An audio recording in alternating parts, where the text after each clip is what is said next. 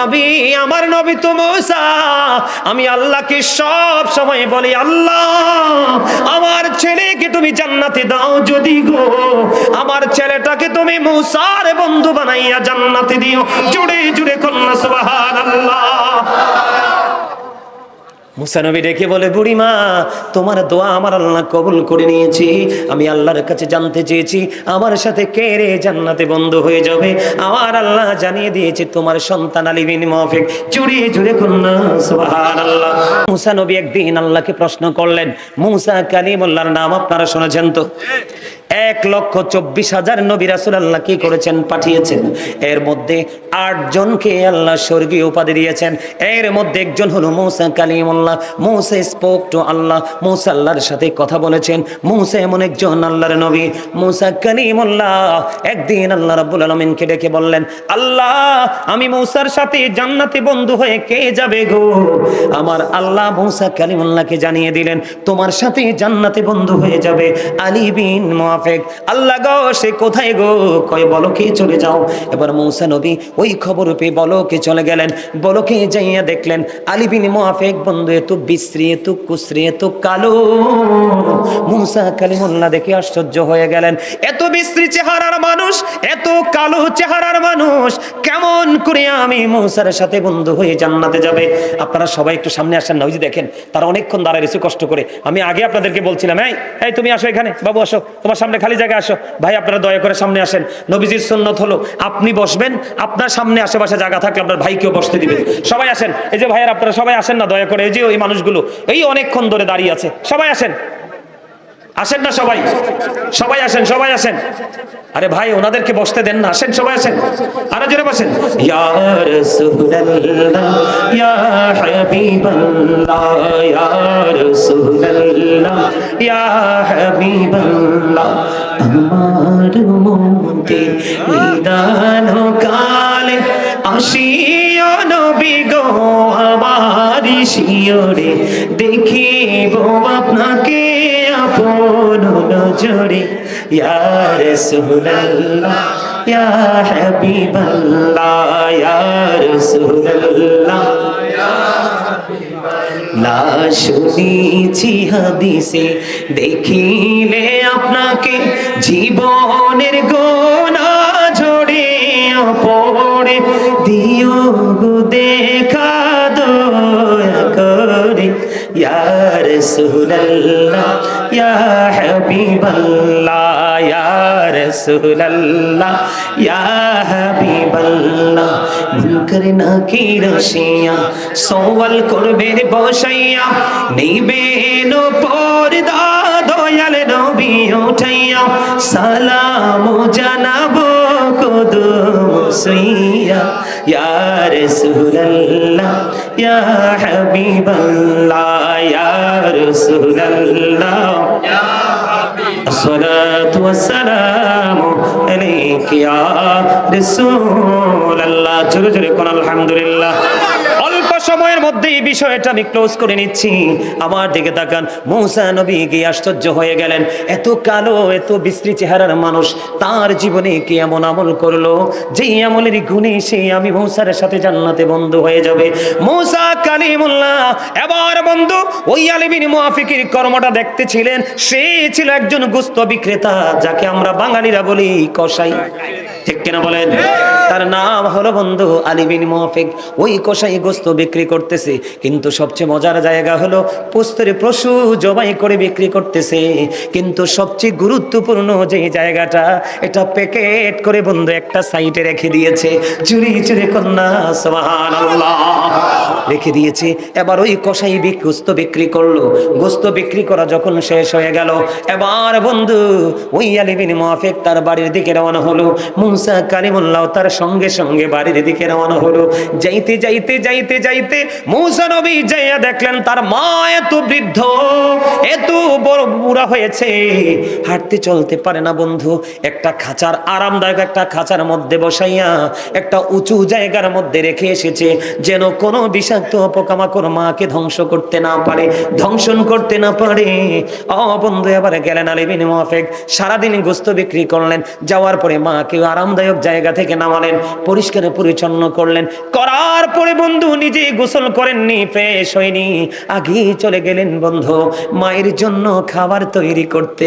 জোরে জোরে করলেন সুবহানাল্লাহ। মায়ের জন্য খাবার তৈরি করলেন। মুসা নবী দাঁড়িয়ে দাঁড়িয়ে আলী বিন মুহাফিকের দৃশ্য দেখি এবার মাকে রুটি বানালেন, গোশত রান্না করলেন। দেখে দেখি বন্ধু সব কাজ সম্পূর্ণ হলো। এবার মুসার যেই সাথী বন্ধু হয়ে জান্নাতে যাবে ওই আলী বিন মুহাফিক গোসল করতে গেল। এবার বুড়িমার দিকে চাইয়া দেখে রে মা আল্লাহর দরবারে দুই হাত তুলে দোয়া করছে। মুসা কালিমুল্লাহ ডাক দিয়ে বললেন, ওগো বুড়িমা বলেন না আপনি কে দোয়া করতেছেন? এবার ওই বুড়িমা প্রশ্ন করলো, কে গো আপনি? আপনাকে তো আমি চিনতে পারিনি। এবার ওই মুসা কালিমুল্লাহ ডাক দিয়ে বললেন, আমি গো তোমার নবী মুসা কালিমুল্লাহ।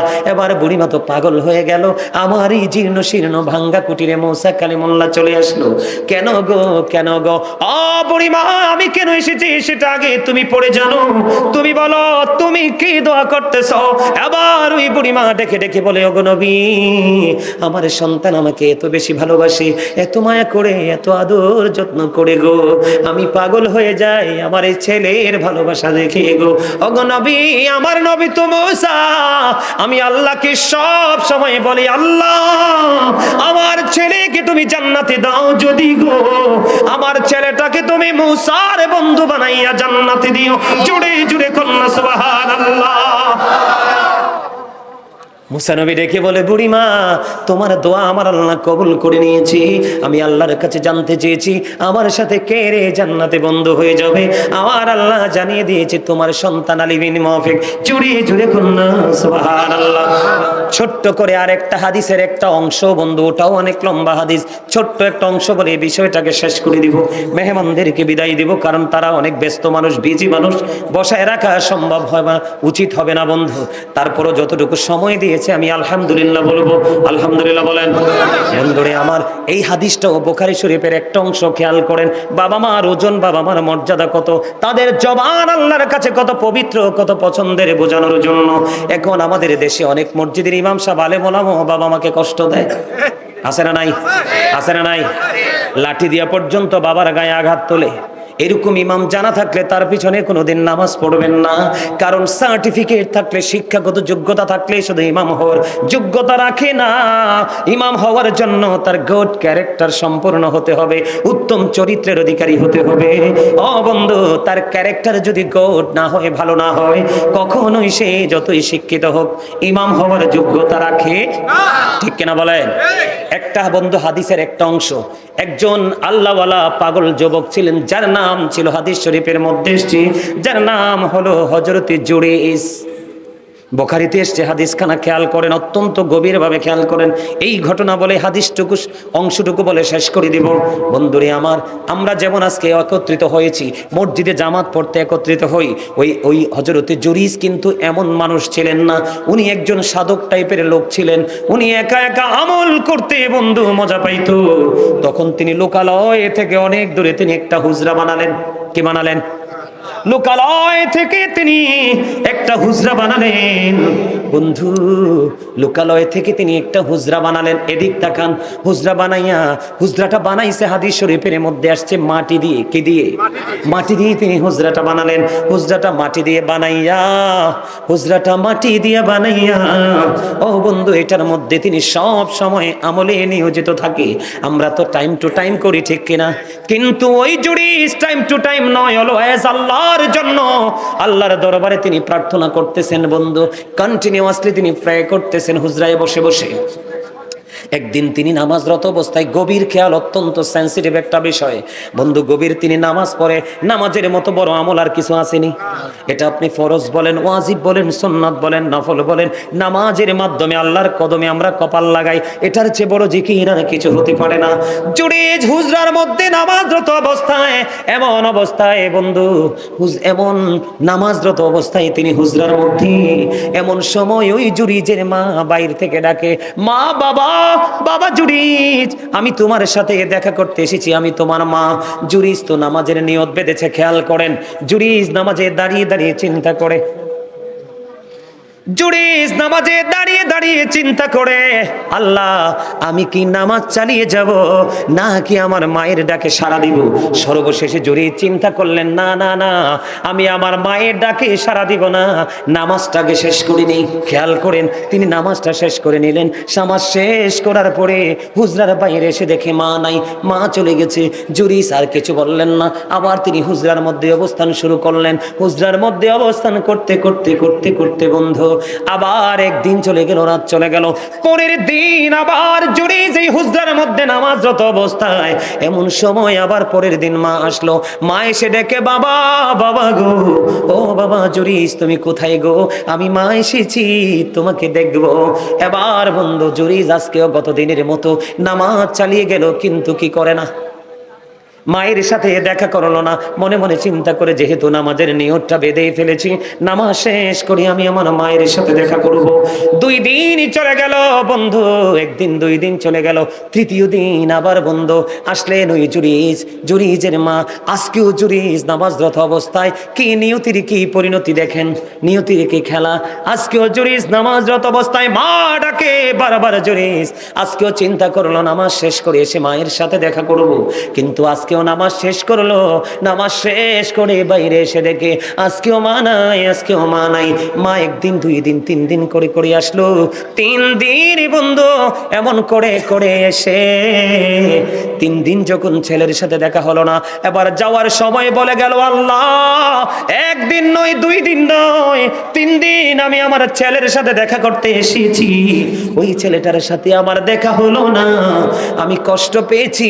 কিন্তু ছেলে তো নামাজ পড়ে। খেয়াল করেন ছেলে কি করে। 3 দিন আসলাম, ছেলেটা দেখা দিল না। তুমি আমার ওই ছেলেটাকে বেশ্যা মহিলার মুখ না দেখাইয়া মরণ দিও না। জোরে জোরে কন্যা নাউজুবিল্লাহ। মা কি দিল? অভিশাপ দিয়ে দিল। আসলে তো সন্তান মাকে বকাঝকা করে না, বুখারী শরীফের হাদিস, সন্দেহ করার কোনো সুযোগ নাই। এবার বন্ধু কি করলেন, মা অভিশাপ দিয়ে চলে গেলেন, বেশ্যা মহিলার মুখটা দেখাইয়া তারে মরণ দিও না। বন্ধু ওই তৎকালীন সময়ে জুরিজের জামানায় ওই এলাকায় বেশ্যা মহিলা বাস করত, যার কাজই ছিল বেগানা পুরুষের সাথে ফিজিক্যাল মেলামেশা। নাউজুবিল্লাহ। বন্ধুরে আমার, ওই যখন মা অভিশাপ দিল, হাদিস শরীফের মধ্যে এসেছে ওই বেশ্যা মহিলার গর্ভে একটা সন্তান ছিল, বেশ্যা মহিলার পেটে বাচ্চা ছিল। বাচ্চাটা ধীরে ধীরে বন্ধু প্রসব করলো। প্রসব হওয়ার পরে মানুষ তাকে প্রশ্ন করলো, এই বাচ্চাটা তুমি কোথায় পেয়েছো? এবার ওই বেশ্যা মহিলা এতদিন বন্ধু আল্লাহওয়ালা জুরিসকে নিয়ে তার কোনো ইন্টারেস্ট নাই, কিন্তু মা অভিশাপ দিতে দেরি। এবার ওই বেশ্যা মহিলা বলতেছেন, ওই বাচ্চাটা এনেছি আমি জুরিস থেকে। জুরি জুরে কন্যা নাউজুবিল্লাহ। আসলে তো সরল মনা জুরিস কিছুই জানে না। অভিশাপ কোনটা কাজে লাগছে? মায়ের অভিশাপ, ঠিক কিনা বলেন বন্ধুরে আমার। এবার দেখবেন চোর যদি চুরি করে কেউ কিছু বলে না, কিন্তু মসজিদে ইমাম সাহেব যদি পান থেকে চুন ঘষে দেখবেন তার পিঠের চামড়া থাকে না, চাকরি থাকে না, ঠিক কিনা বলেন? এটা বাস্তব কথা না বন্ধুরে আমার। এবার তৎকালীন সময়ে যখন মানুষ শুনলো জুরিজ ওই বেশ্যা মহিলার সাথে অবৈধ কাজ করেছে, ওই বেশ্যা মহিলার মাঝ পেটে সন্তান এসেছে, এবার কিছু উগ্রবাদী প্রত্যেকটা মহল্লায় আছে না নাই? যেটা করা দরকার নাই সেটাও করে, যেটা করার দরকার আছে সেটা করে না, আছে না নাই? তৎকালীন সময়ে বন্ধু কিছু উগ্রবাদী মানুষ জলদি চলে গেল, জুরিজের এই মাটির হুজরাটাকে ভেঙে ফেললো, তাকে কন্টিনিউয়াসলি বন্ধু প্রহার করতে শুরু করলো। মারতে মারতে মারতে মারতে প্রহার করতে করতে বন্ধু তাকে টেনে হেসড়ে তার হুজরা থেকে বের করলো। এবার জুরিজ বলল, তোমরা আমাকে এভাবে প্রহার করতেছো কেন? কেন গো আমাকে তোমরা প্রহার করতেছো? এই কথা বলার পাকে কষ্ট দেয় আমার নবীজি জানিয়ে দিয়েছে, ও পৃথিবীর আমার উম্মতেরা, বাবা মায়ের সন্তানেরা, তোমরা জেনে রাখো, যে সন্তানের উপর বাবা অবাধ্য, সেই সন্তানের প্রতি আমার আল্লাহ সেই সন্তানের অবাধ্য। জুড়ে জুড়ে কন্যা নাউজুবিল্লাহ। তার মানে বাবা যে সন্তানের প্রতি বিরক্ত, আমার আল্লাহ সেই সন্তানের প্রতি বিরক্ত। এই সন্তান হাজার ডাকাডাকি করলেও, হাজার নামাজ রোজা করলেও কোনো ফায়দা হবে না, কারণ বাবা মা এমন একটা সম্পদ। তোমার জীবনের সকল আমল তুমি করেছো, বাবা মারে কলিজায় আগুন দিয়েছো, তোমার সব কিছু বন্ধু বিনষ্ট হয়ে যাবে। এবার আমার দিকে তাকান বন্ধু, মায়ের কথা নবীজি 3 বার বলেছে। মায়ের চেহারার দিকে তাকায়া যদি কোনো সন্তানের করোনা হয়, কোনো সন্তানের যদি বেশি মায়া লাগে রে। মায়ের চেহারাটার দিকে তাকায় যদি কোনো সন্তানের মনে আফসোস লাগে, আল্লাহ আল্লাহ গো আমার মায়ের কি হলো গো, আমার মা তো আজকে সকালেও খাবার খেলো না, দুপুরেও খাবারও খেলো না, সন্ধ্যা হয়ে গেল সন্ধ্যাও খাবার খেলো না, আমার মার কি হয়েছে গো আল্লাহ। মায়ের দিকে তাকাইয়া তার খুব মায়া লাগছে। আমার নবীজি একটা ডাক দিয়ে বললেন, ও মায়ের পাগল সন্তান রে, তুমি তো মায়ের চেহারার দিকে তাকাইয়া তুমি অনুশোচনা করছো রে, ওই দিক দিয়ে তুমি চাইয়া দেখো, তোমার আমল নামায় একটা হজের সওয়াব ঢুকে গেছে। মায়ের দিকে মায়ার নজরে যদি বন্ধু, ও বন্ধু মায়ের নজরে যদি একটাবার তাকাও, তোমার আমল নামায় হজের সওয়াব চলে আসবে। ও নবী নবী গো, দৈনিক যদি 100 বার তাকাই তাহলে কি হবে? আমার নবীজি বললেন দৈনিক যদি 100 বার তাকাও তাহলে 100 হজের সওয়াব তোমার আমল নামায় ঢুকবে। চুরি চুরি বলুন না সুবহানাল্লাহ। বন্ধু আমার নবীজি বলে দিয়েছেন, হাদিস শরীফের মধ্যে এসেছে, তিনবার একটা শব্দ ইউজ করেছেন, তিনবার। হুজুর কোন শব্দটা? আমার নবীজি বলেছেন হতভাগা সে, হতভাগা সে, হতভাগা সে। কে গো নবী সেই হতভাগা? আমার নবীজি একটা ডাক দিয়ে বললেন, বাবা মা দুজনকে পেল অথবা বাবা মা একজনকে পেল রে, তাদেরকে আদর করে যত্ন করে ভালোবেসে জান্নাতি হতে পারলো না, তার মতো হতভাগা সন্তান এই সৃষ্টি জগতে আর কেউ হতে পারে না। এই জন্য বলেছি বন্ধু, মা বাবার কলিজায় আগুন দিও না। ও বন্ধু মা বাবার কলিজায় আগুন দিও না। মায়ের পাগল সন্তান, মা অসুস্থ, খেয়াল করেন কিতাব প্রমাণ করেছে, মা অসুস্থ, মায়ের পাগল সন্তান, মা কেবল সন্তানকে ডেকে ডেকে বলে, বাবা আমি তো হাঁটতে পারি না, আমি তো চলতে পারি না, কিন্তু আমার তো মনে চায় খানায় কাবা আমি তওয়াফ করব। বন্ধু তখন সন্তান কি করলেন? ওই মাজুর মাকে কাঁদে নিলেন, কাঁদে নিয়ে বছরের পর বছর, বছরের পর বছর মাকে বন্ধু কাঁদে করে খানায় কাবা তাওয়াফ করালেন। তাওয়াফ করানোর পরে সাদিকুত তাইয়ার নামক এক আবেদের সাথে তার দেখা হলো। দেখা হওয়ার পরে সাদিকুত তাইয়ার নামক আবেদকে প্রশ্ন করলো, আপনি বলে দেন আমি আমার অসুস্থ মাকে বছরের পর বছর, বছরের পর বছর আমি আমার অসুস্থ মাকে কাঁদে করে খানায় কাবা তাওয়াফ করিয়েছি, আপনি বলে দেন আমি যে আমার মায়ের স্তন চেপে ধরে দুধ পান করেছি, এই দুধের ঋণটা শোধ হইছেনি? সাদেকুত তাইয়ার একটা ডাক দিয়ে বললাম, ও মায়ের পাগল সন্তান, তুমি হৃদয় খুলে শোনো গো, তোমার বয়স যদি 50,000 বছর হয়, কত বছর? তোমার হায়াত যদি 50,000 বছর যদি হয় রে, 50,000 বছর যদি তুমি হায়াত পাও, এই 50,000 বছর যদি তোমার জনম দুঃখী মাকে কাঁদে করে তুমি ঘুরাও রে, তারপরেও নিঝুম রাত্রিতে মায়ের স্তন চেপে ধরে যে দুধ পান করেছিলে, একটা রাত্রির দুধ পান করার ঋণ যদি 50,000 বছর মাকে কাঁদে করে ঘুরাও, তোমার ওই একটা রাত্রির দুধ পানের ঋণ শোধ হবে না।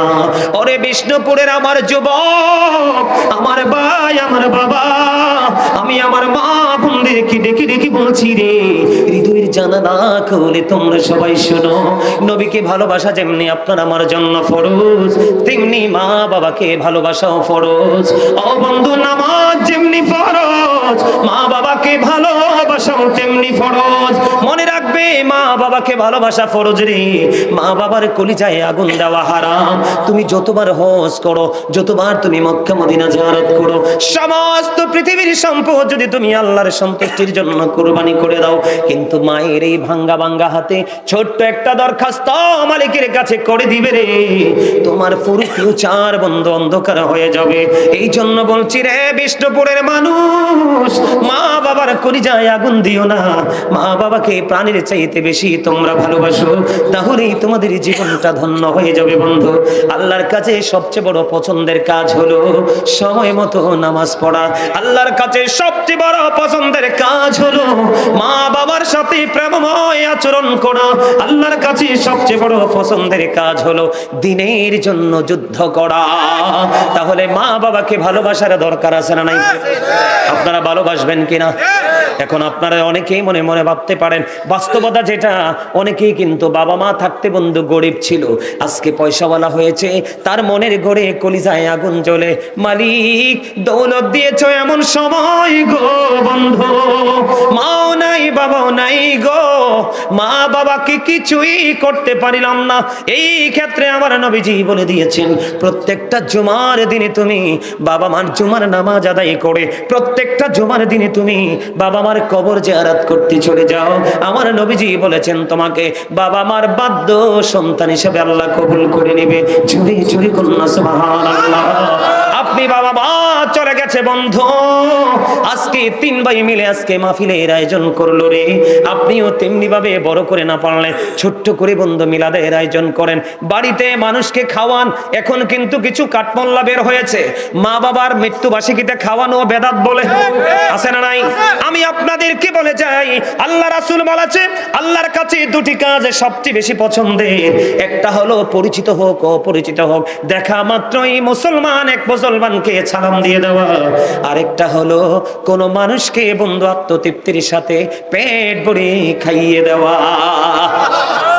এখন আপনি মৃত্যুবার্ষিকী দোয়ার আয়োজন করে মেহমানকে ডাকেন কিনা? আরো জোরে বলেন। আশেপাশের মানুষকে খাওয়ান কিনা? এইদিকে তাকান। এই জায়গাতে আমি 2টো হাদিস অ্যাড করব বন্ধু। কয়টা হাদিস? আমার নবীজি বলেছেন, তোমরা যখন রান্না করো, রান্না করে তরকারিতে একটু ঝোল বাড়াইয়া দিও, যেন তুমি তোমার পাশের গরিবকে দিতে পারো, খাওয়াতে পারো। জোরে কোন না সুবহানাল্লাহ। মা আয়েশা সিদ্দিকা রাদিয়াল্লাহু তাআলা আনহা থেকে হাদিস কেন বর্ণিত, আপনারা আমার প্রাণের নবীকে প্রশ্ন করলেন, ইয়া রাসূলুল্লাহ, ইয়া হাবিবাল্লাহ, নবী গো, আমার 2 জন প্রতিবেশী আছে। কয়জন? আমার 2 জন প্রতিবেশী আছে, আমি তাদেরকে কিছু দিতে চাই। ওগো নবী, আমি আগে কাকে দিব আপনি বলে দেন। ইয়া রাসূলুল্লাহ, ইয়া হাবিবাল্লাহ, নবী গো, আপনি বলে দেন, আপনি সমাধান করে দেন, আমি কাকে আগে দিব। আমার নবীজি জানিয়ে দিয়েছেন, যার ঘর তোমার ঘরের খুব কাছে রে, তুমি তাকে আগে দাও, তাকে আগে খাওয়াও। জোরে জোরে সুবহানাল্লাহ, জোরে জোরে করুন না সুবহানাল্লাহ। বন্ধু, আমার নবীর আদর্শ যখন আপনার মধ্যে চলে আসবে, আল্লাহকে আপনি খুঁজতে হবে না, আল্লাহ অটোই বন্ধু আপনার হয়ে যাবে। বুখারী শরীফের মধ্যে এসেছে হাদিস কানা, আমার নবীজির কাছে একদিন এক ক্ষুধার্ত ব্যক্তি আসলেন, পথিক আসলেন, ডেকে ডেকে বলছে, খেয়াল করেন বন্ধু, নবী গো, পেটে খিদা, একটু খাবার দেন না। এবার নবীজি একজন বিবির কাছে খবর পাঠালেন, বিবি বললেন, আল্লাহি নবী গো, আল্লাহর কসম করে বলছি, গড়ে পানি ছাড়ার কিছু নাই গো নবী। এবার আমার নবী আরেকজন বিবির কাছে পাঠালেন, বিবি ঘরে কি আছে পাঠাও। ওই বিবি আবার আগের মতো খবর দিলেন, নবী গো, আমার ঘরে পানি ছাড়ার কিছু নাই। এবার আমার নবীজি বললেন, এবার উপস্থিত সাহাবায়ে কেরামদেরকে বলতে লাগলেন, খেয়াল করেন, মানুষকে খাওয়াইলে আমার আল্লাহ কত বেশি খুশি হয় বন্ধু। একটা বিবি খবর দিলেন পানি ছাড়া কিছু নাই, আরেকটা বিবি খবর দিলেন পানি ছাড়া কিছু নাই। এই ক্ষেত্রে আমার নবীজি উপস্থিত সাহাবায়ে কেরামকে ডেকে ডেকে বললেন, তোমাদের মধ্যে কে আছো, এই মেহমানকে আজকে মেহমানদারি করবা। এবারে এক আনসারী সাহাবী দাঁড়িয়ে বললেন, ইয়া রাসূলুল্লাহ, আমি তার মেহমানদারি করব। আমার নবীর শিক্ষা, আমার নবীর আদর্শটা কত প্রেমময়, দেখেন কত মধুর। এবার কি করলেন, ওই আনসারী সাহাবী মেহমান নিয়ে বাড়ি চলে গেলেন। বাড়ি গিয়ে বলতেছেন, বিবি, বিবি রে, ঘরে কোনো খাবার আসেনি রে বিবি। এবার বিবি একটা ডাক দিয়ে বললেন, নবী। এবার স্বামীকে বললেন, স্বামী গো, ঘরে অত বেশি কোনো খাবার নাই, আমাদের ছোট্ট একটা বাচ্চা আছে গো স্বামী, ওই ছোট্ট বাচ্চাটার জন্য একটুখানি খাবার বরাদ্দ আছে, একটুখানি খাবার আমার ঘরে বরাদ্দ করে রেখেছি, বাচ্চার খাবার খেয়াল করেন। এখনকার বউরা, এখনকার ছেলেরা বাচ্চাকে খাওয়ানোর জন্য মায়ের দুধ বন্ধ, মায়ের খাবার লুকায়। কথা বলেন না কেন? মা দেখে ফেলবে, বাবা দেখে ফেলবে, বাচ্চাকে লুকিয়ে লুকিয়ে খাওয়ায়। এটা তুমি আজকে তোমার মা বাবার সাথে যেমন করবে, তুমি তার চেয়ে বেশি লাঞ্ছিত হয়ে পৃথিবীতে থেকে যাবে, মনে রেখো বন্ধুরি আমার। এবার স্বামীকে বললেন, বিবি, স্বামী গো, বাচ্চাটার খাবার ছাড়া আর তো কিছু নাই গো। এবার স্বামী বিবিকে ডাক দিয়ে বললেন, বিবি, বিবি রে, আজকে আমার নবীর কাছ থেকে চেয়ে আমি মেহমান নিয়ে আসছি রে বিবি। সন্ধ্যা যখন হবে, প্রদীপটা তুমি নিভাইয়া দিও, প্রদীপটা নিভাইয়া বাচ্চাটাকে কৌশল করে ঘুম পাড়াইয়া দিও। ওই বাচ্চার খাবার আজকে আমি মেহমানকে খাইয়ে দিব। জোরে বলেন না সুবহানাল্লাহ। এই প্রেমের ওয়াজ তো শুনবেন না, শুনবেন, বেদাত বলে যারা আপনাকে দূরে সরাইতে পারে, বেদাত বলে আপনার আমলকে যারা ছোট করতে পারে, তাদের দিকে আস্তে আস্তে আপনার বাচ্চারা ঝুঁকছে। এটাই হলো কিয়ামতের আলামত। মনে রাখবেন, ইসলাম যখন পৃথিবীতে এসেছিল, ইসলাম তখন গরিব ছিল, পৃথিবীর অবস্থা ভালো ছিল না। যখন ইসলাম পরিপূর্ণতা পেয়েছে পৃথিবীতে, পৃথিবীর অবস্থা ছিল, পৃথিবীর সোনালী দিন পার করেছে, ঠিক কিনা বলে? এখন আবার ধীরে ধীরে ইসলাম গরিব হয়ে যাচ্ছে, পৃথিবী ধ্বংসের দিকে ধাবিত হচ্ছে। মনে রাখবেন, আল্লাহ সূরা ইউনূসের মধ্যে বলেছে, সূরা ইউনূসের 44 নম্বর আয়াতে বলেছে, ইন্নাল্লাহা লা ইয়াজলিমুন নাসা শাইয়্যা ওয়ালাকিন্নান নাসা আনফুসাহুম ইয়াজলিমুন। আল্লাহ বলেছে, আল্লাহ আল্লাহর বান্দার উপর অত্যাচার করে না, বান্দা নিজেই নিজের উপর অত্যাচার করে। খেয়াল করেন আমার কথাগুলো। আল্লাহ বলেছেন, আল্লাহু লা ইউহিব্বুজ জালিমিন, যারা অত্যাচারী আল্লাহ তাদেরকে ভালোবাসে না। আল্লাহ বলেছেন, ওমালিজ জালিমিনা মিন আনসার, যারা অত্যাচারী জালেম, যারা বিপদে পড়বে আল্লাহ তাদের জন্য কোনো সাহায্যকারীও রাখে না। বন্ধু, মজার খবর এবার কি করলেন, যেমনি ভাবে স্বামী বলে দিল তেমনি ভাবে বাচ্চাটাকে ঘুম পাড়িয়ে দিল। ঘুম পাড়িয়ে দিল, বাচ্চাটা ঘুমিয়ে গেল। ওই বাচ্চার খাবারটা আজকের মেহমানকে খাওয়াইয়া দিল। রাত্র পার হয়ে গেল, সকাল যখন হলো, ওই আনসারী সাহাবী আমার নবীর দিকে ধীরে ধীরে হাঁটি হাঁটি পা পা করে বন্ধু এগিয়ে যায়। আমার নবীজি ওই আনসারী সাহাবীকে দেখে নবীজির পুরো নুরানি চেহারা মুবারকে বন্ধু মিষ্টি হাসি ফুটে উঠেছে, চুরি চুরি কন্যা সুবহানাল্লাহ। ওই আনসারী সাহাবী চলে গেলেন। যাওয়ার পরে আপনার আমার প্রাণের নবীকে প্রশ্ন করলেন, নবী গো, আপনি কেন গো এই মিষ্টি মিষ্টি করে হাসছেন? আমার নবীজি একটা ডাক দিয়ে বললে, ওরে সাহাবী, তুমি কি প্রেমের খেলা তুমি খেলেছো গত রজনীতে? তোমার এই ছোট্ট বাচ্চার খাবার তুমি তোমার বাচ্চাকে না খাওয়াইয়া তোমার প্রাণের নবীর মেহমানকে তুমি আপ্যায়ন করেছো। যখন তুমি মেহমানের সাথে প্রেমময় আচরণ তুমি শুরু করে দিয়েছো, তোমার প্রতি সন্তুষ্ট হয়ে গেছে, খুশি হয়ে গেছে রে। এই খবর আমি নবী পেয়ে গেছি, এই জন্য তোমাকে দেখে মিষ্টি হেসে দিয়েছি। জোরে জোরে করলো সুবহানাল্লাহ, আরো জোরে বলো, ও বিষ্ণুপুরের মানুষ রে, মিষ্টি হাসি দিয়ে বলো সুবহানাল্লাহ। এখন খাওয়াবেননি মানুষকে, নাকি খাওয়াইতে দ্বিধা করবেন? আজকে যে আজকের মাহফিলের কমিটি মানুষের জন্য খাবারের আয়োজন করছে কিনা, তার কপাল বন্ধু এত প্রেমময় কপাল, তার নসিব এত খুশনসিব। আমার নবীজি বলে দিয়েছে, মূসা নবীর প্রশ্নের জবাবে আমার আল্লাহ 3টি উত্তর দিয়েছিলেন। আল্লাহ খুশি হইলে বাবা মার কোলে মেয়ে দেয়। এখন বাবা মার উপরে আল্লাহর গজব পড়ে মাইয়া হইলে, কথা কন না কেন, ঠিক না বেঠি? 3টা কন্যা সন্তান যেই বাবার, তার জন্য 3টা জান্নাত। 2টা কন্যা সন্তান যেই বাবার, তার 2টা জান্নাত। হাদিসের রাবী বলেছেন, আমি আমার নবীকে একটা কন্যা নিয়ে প্রশ্ন করিনি, যদি করতাম আমার মনে হয় নবীজি বলতো একটা কন্যার পিতামাতারও জান্নাত। তবে বেয়াদব কন্যা সন্তান নয়, যারা নূরের আলোয় আলোকিত হয়ে বেড়ে উঠবে, ঠিক না বেঠি? আল্লাহ খুশি হইলে কি করে? কন্যা সন্তান দেয়। আল্লাহ খুশি হইলে পৃথিবীতে বৃষ্টি দেয়। আল্লাহ খুশি হইলে আপনার বাড়িতে মেহমান পাঠায়। মেহমান পাঠাইলে, মেহমান আসলে বন্ধু বেজার হইেন না, খুশি হয়ে আপ্যায়ন করবেন। এটা আমার নবীর একটা প্রেমময় সুন্নাহ। জুড়ে জুড়ে কন্যা সুবহানাল্লাহ। বাবা মার জন্য দোয়ার আয়োজন করে গরিব দুঃখীকে খাওয়াবেননি? সবাই খাওয়াবেন। তৌফিক থাকলে, আর তৌফিক না থাকলে দরকার নাই। কোরআন খতম পড়াবেন, মিলাদ পড়াবেন, মাহফিল করাবেন, বাবা মার জন্য দান সদকা করবেন। আটলান্টিক মহাসাগরে পড়ে একটা মানুষ যেমনি সাহায্য খোঁজে, কবরবাসীরাও ঠিক তেমনি কবরে এরকম সাহায্য খুঁজতেছে। যখন বন্ধু তার আপন স্বজন কোনো হাদিয়া উপটোকন পাঠায়, এটা পাহাড়ের এনে বড় করে ওই আপন স্বজনের কবরে আল্লাহ পৌঁছে দেয়। জোরে জোরে কন্যা সুবহানাল্লাহ। তাহলে মা বাবাকে মরার পরেও ভালোবাসা যায়, আপন করে নেওয়া যায়। বন্ধু আমার দিকে তাকান। এই রে, তুমি হাসলা কেন? তোমার হাসির কারণটা কি একটু বলো? আরে আমারে তোমার পছন্দ না হইতে পারে, কথাগুলো কি আমার কথা? তো কোরআন এবং হাদিসে। তোমার এখানে বসেও হাসি আসে, ছি ছি ছি ছি ছি, আফসোস। অবাক লাগলো, এর হাসির মধ্যে কোনো ধরনের কোনো জড়তা ছিল না, একদম ক্লিয়ার। আমার দিকে তাকান বন্ধু, আমি একটা এক্সাম্পল দেই। বনি ইসরাইলের বুখারী এবং মুসলিম শরীফের হাদিস, অনেক লম্বা হাদিস। শুধু মা বাবার সাথে যুক্ত যেই জায়গাটা আপনাদের সামনে তুলে ধরি, মা বাবার ভালোবাসা সন্তানকে কতটা আল্লাহর রহমতের ছায়া তলে জায়গা করে দেয় বন্ধু। বনি ইসরাইলের 3জন লোক, কয়জন? কয়জন খেয়াল করেন, কয়জন লোক? তিনজন লোক বন্ধু সফরে বের হলো। সফরে বের হইতে সফর করতে করতে করতে করতে বন্ধু সন্ধ্যা ডানা মেলে দিল। তখন তারা আশ্রয় খুঁজতেছিলেন, তখন তারা একটা পাহাড়ের গুহার মধ্যে ঢুকে গেল। কোথায়? পাহাড়ের গুহার মধ্যে ঢুকে গেল। পাহাড়ের মধ্যে ঢোকার পরে এবার বন্ধু সিহাসিত্তার অন্যতম গ্রন্থ বুখারী শরীফ, বুখারী শরীফের মধ্যে এসছে এই হাদিসখানা। বন্ধু আমি এতটা মুগ্ধ হয়েছি, এতটা প্রেমে পড়েছি, বিশ্বাস করবেন ও বন্ধু বলে বোঝাতে পারবো না। তিনজন লোক পাহাড়ের গুহার মধ্যে ঢুকলো। ঢোকার পরে হঠাৎ করে তারা দেখতে পাইলেন, ভিতরে ঢোকার পরে এত বিশাল পাহাড় বন্ধু, বিশাল পাথর এই ধসে পড়লো পাহাড়ের উপর থেকে। ধসে পড়ে ওই তারা যেই দরজাটা দিয়ে ঢুকছে, এই দরজাটা বন্ধ হয়ে গেছে। এবার তারা চাইয়া দেখলেন, এই যে পাহাড়ের গুহার মধ্যে আমরা ঢুকে গেলাম, বিপদে পড়ে গেলাম, এটা আল্লাহ ছাড়া পৃথিবীর কেউ তো জানে না, এখন আমরা কি করব? এটা হাদিস শরীফের মধ্যে এসেছে, সারা পৃথিবীর মানুষ যদি চেষ্টা করে ওই পাথরটা বন্ধু এই দরজা থেকে সরানো সম্ভব নয়, যদি মালিক যদি দয়া না করে। এত ভয়ঙ্কর এক পাথর দরজা রাস্তাটা বন্ধ করে দিল।